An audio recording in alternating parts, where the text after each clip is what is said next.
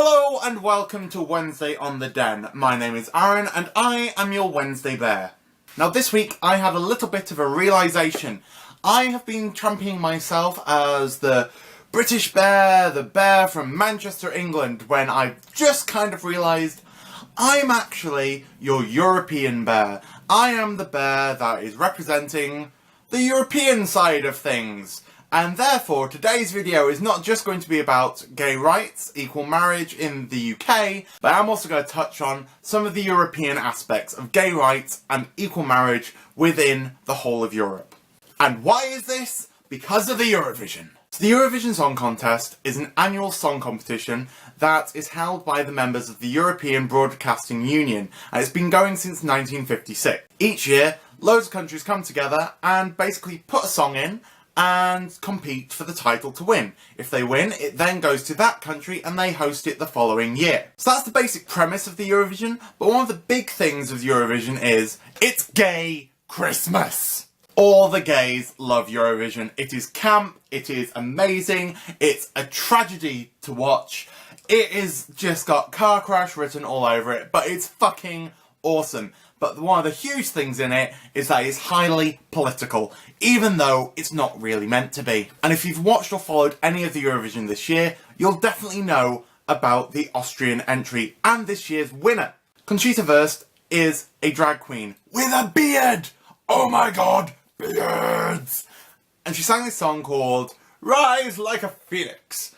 And there has been huge news about it, and there's been huge controversy over the entire thing, especially with Russia wanting to boycott it because of the gay implications. But before we get any further into the whole Eurovision amazement, let's actually talk about gay rights and equal marriage, because that's what it is. It's equal marriage for same-sex couples as what opposite-sex couples get. And you know, the word gay marriage actually makes it divide more. We should just really talk about it as marriage. Because gays and straight people should have the same rights. We should have equal rights, and therefore we should have equal marriage. And that's what it's about. It's not about having straight marriage and gay marriage. It's about having the same thing and we're given the equal rights that the straight couples get. Now, to be honest, we don't have a lot of issues around equal marriage within the UK, because it's been passed. Because it happens now. Except for in Northern Ireland and Ireland.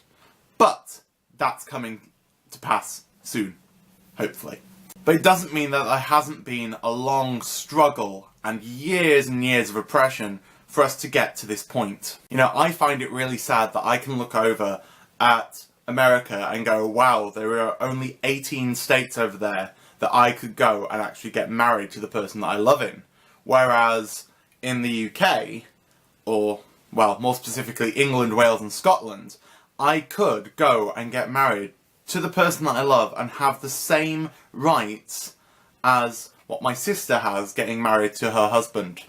But what I find even more shocking is the amount of countries that it's actually punishable by death to have same-sex couples. The amount of countries that don't recognise it, the amount of countries that force you to hide it, the places which don't recognise your union, your love, it's unbelievable. So the Netherlands was the first country in Europe and the entire world to legalise same-sex marriage. Now what's surprising is that that happened in 2001, and it's taken to 2013-14 for England and Wales and Scotland to follow suit. Since the Netherlands legalised same-sex marriage, you now can get married in Belgium, Spain and Canada, well done Evan, South Africa, Norway and Sweden, Portugal, Iceland and Argentina, Denmark, Brazil and France, Uruguay, New Zealand and the United Kingdom. Now obviously there are the 18 states across America that have also legalised same-sex marriage. Countries like Ireland, Northern Ireland and Germany will let you have a same-sex civil union, but they won't let you have a same-sex marriage. Now what's surprising is there are countries like Italy which don't even recognise a same-sex union, let alone a same-sex marriage. But what you can see from this list of countries that do have legalised same-sex marriages is that it is widely accepted across the majority of Europe, which can be seen through the Eurovision.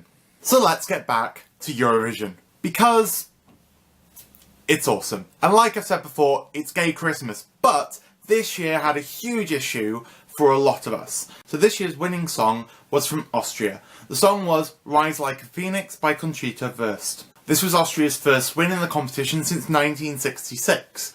But the big thing that we all knew about was Conchita. Conchita is a drag queen. Now, not just a drag queen, a bearded drag queen. And she came out in this very well-fitted dress, long beautiful hair, and then this huge beard. Well, not huge beard, but blatant beard. And sang an amazing song. Absolutely fantastic performance. But really, a lot of it was political and about LGBT rights, to the point where certain countries like Russia wanted to boycott the Eurovision and not air certain parts of it or any of it at all because of Conchita.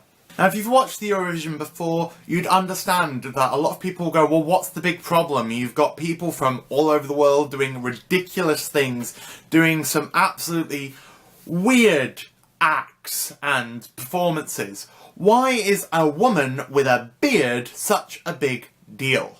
But when you have Russian MPs on state TV claiming that her victory spells the end to Europe as a whole, and another Russian politician calling for the country to boycott the Eurovision Song Contest, labelling it as the Eurovision Sodom Show, saying that even broadcasting it in Russia could insult millions of the Russian public, saying that having Conchita on the same stage as these Russian singers is blatant propaganda for homosexuality and the decay of spirituality. It's ridiculous! It's absolutely ridiculous! Now, I would personally like to apologise to the two Russian performers, because they were lovely. Their song was actually really quite good.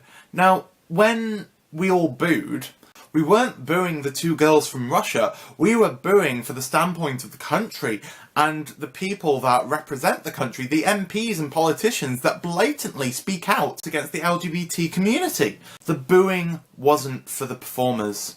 It was for the stance of the politicians within the country. And you could really tell this when the guys came up on the screen from Russia to give us their points for the countries, and the entire crowd in Copenhagen just booed, and it was deafening. That's all you could hear. You could barely hear the guys giving us their votes, and they had to actually mute the audience down so that we could actually hear what points were being given by Russia. But no one really cared because of their stance on the LGBT equality.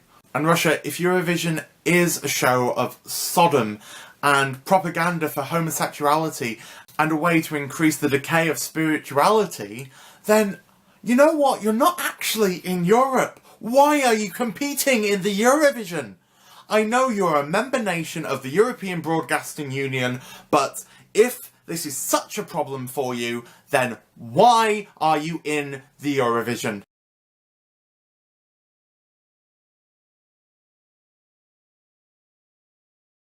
Now yes, lots of people have argued that there were better songs this year, but generally there's always more than one good song. But Conchita's LGBT standpoint helped concrete her as the winner.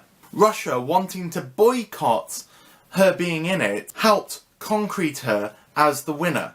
It was an amazing song, it was a fantastic performance, but with her LGBT standpoint, it just made everyone want to get behind her and go, we accept you, we love you, we love our LGBT community. It doesn't matter if you are gay or straight, we want equal rights for everyone.